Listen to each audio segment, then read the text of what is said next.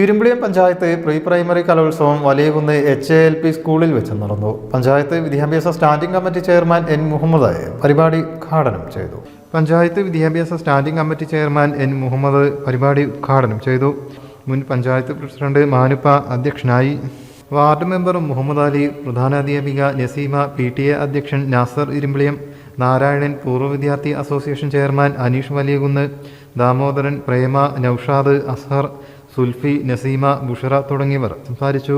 11 സ്കൂളുകളിൽ നിന്നായി 294 വിദ്യാർത്ഥികൾ വിവിധ മത്സരങ്ങളിൽ മാറ്റുരച്ചു.